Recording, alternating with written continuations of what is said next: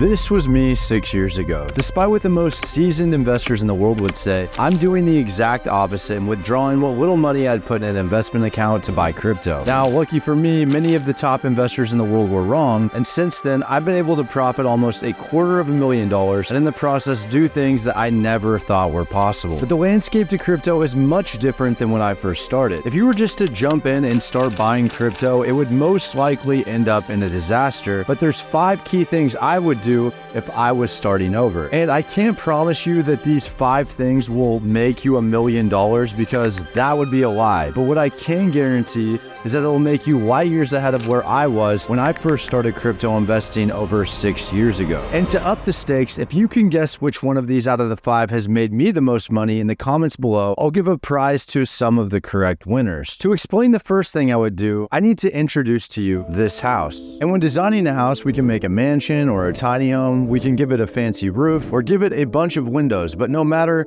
what type of house you design, it all needs a strong foundation. And building a profitable crypto portfolio is no different. So the first thing we need to decide is what are going to be the cryptos that make up the foundation of our portfolio. And there are so many types of cryptos out there. There's gaming, exchanges, layer 1s, layer 2s, and the list goes on and on. But as the old saying goes, the man who tries to catch 2 rabbits ends up catching none. This translates to it's better to understand a few sectors of crypto very well than a dozen sectors of crypto at surface level insight. And the first area of my crypto portfolio that I went really deep on when I first started was supply chain, because that's what I knew a lot about. And at the time, there were about a dozen or so supply chain cryptos, but I only invested in one because of what they were doing. And it just so happened that that $2,000 investment ended up going up to around $100,000. But alongside of picking what cryptos you want to invest in, it's also important to decide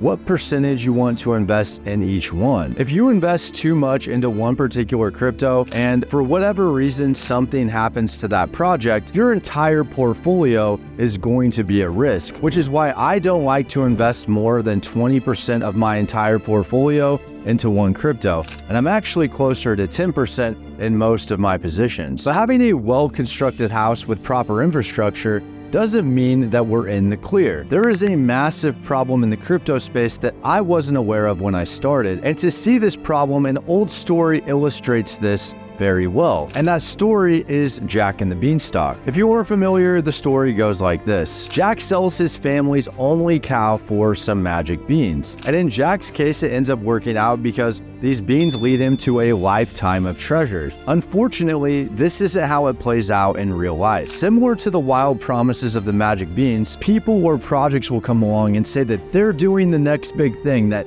they are different. But in reality, they're just trying to sell you the current day version of the magic beans, which is why if I were to start over, I would stop listening to these types of people, whether they're the owners of the projects themselves or people who talk about them on Twitter and YouTube. And yes, that includes me. Now, I know that may sound a bit counterintuitive, but hear me out. When it comes to making money on YouTube, it can be a great place to find new investments or just different ways to make money. I've made my fair share of money by learning from others. However, on that same side of the token, I've also lost my fair share as well. And that's because there are 3 key flaws in the space. The first is the most malicious. It's that there's no real way to see who was paid to do a video on a certain project. Investment and finance companies realize the level of trust that someone who makes videos has with their audience. And some creators misuse this trust for their own monetary gain by promoting these pump and dump schemes to their audience. And over time, these people do get weeded out. It's the reason why every crypto bull run, you'll see new people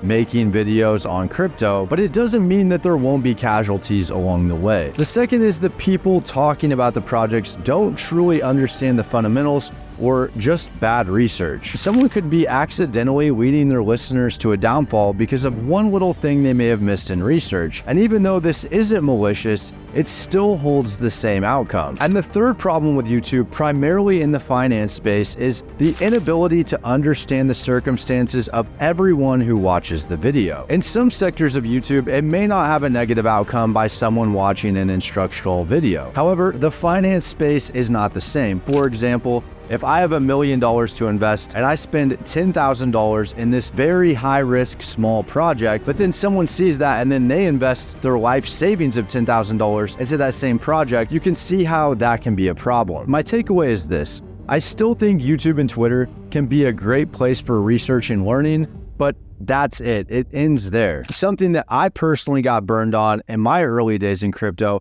was not understanding and questioning these projects that people were talking about to the extent they needed to be, and understanding that the higher reward plays also have higher risk. That's just how it works. The third thing you need to understand before investing in crypto can be explained by this key right here. Let's say Jim buys $5,000 worth of crypto and he's storing it in his crypto portfolio house, and at the end of the bull run, it's worth over $150,000. Now, if Dwight asked for the key, Jim wouldn't give Dwight the keys to that house. So if we wouldn't do it with our house, then why are we doing it with our crypto? How many times have you bought crypto and then you just leave it on the exchange for weeks, months, maybe even longer? I know I have, and luckily I didn't get my crypto stolen. However, there are quite a few people who did if they left them on any of these exchanges listed right here. But luckily, this is an easy fix, and to counter this, all you have to do is store your crypto offline with a hard wallet. And I use the Ledger. However, there are a lot of different ones that you can use, and they're all very affordable. The fourth thing you need to do can be seen by looking at Hollywood actor Ashton Kutcher. Despite playing characters that weren't very bright early on in his career, he actually ended up investing in companies like Uber, Airbnb, Robinhood, and even Bitcoin very early on that has made him a net worth of over 9 figures. And I think we can take a page out of his playbook along with other successful investors. And that's the importance of having income and creating an investment budget around that. Ashton Kutcher didn't start investing until he had other income sources coming in. And I see two main problems centered around this issue. On one hand, I see people who have less than $1,000 to their name and they're trying to invest in these high-risk, unregulated assets like crypto, and this is more similar to Jack and the Beanstalk analogy. And on the other hand, there's people who do have active income, but they treat investing as an afterthought more so than a priority. And something that I did that many high-level investors recommend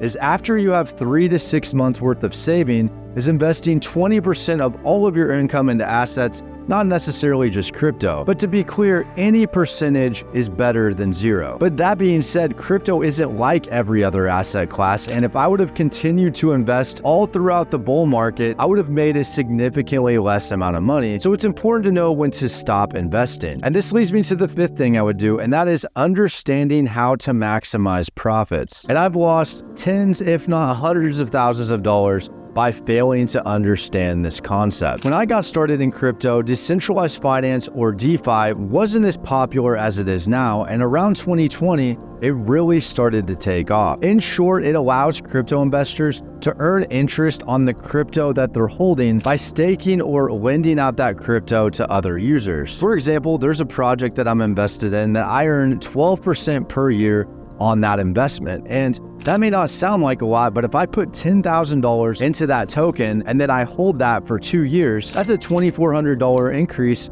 on the crypto that I'm holding for doing absolutely nothing. But this is where it gets crazy, because if that $10,000 investment 10x's, that 10K is now worth 100K, but that $2,400 is now worth $24,000. So there's a lot of money that you could potentially be leaving on the table if you aren't familiar with staking or ways to earn interest on the crypto that you're holding. So always research to see what offers are out there on the projects that you're currently in. And if you're interested in seeing my exact crypto investments and what I've bought so far this crypto season, you can check out this video right here. But for now, stay safe and I'll see you next time.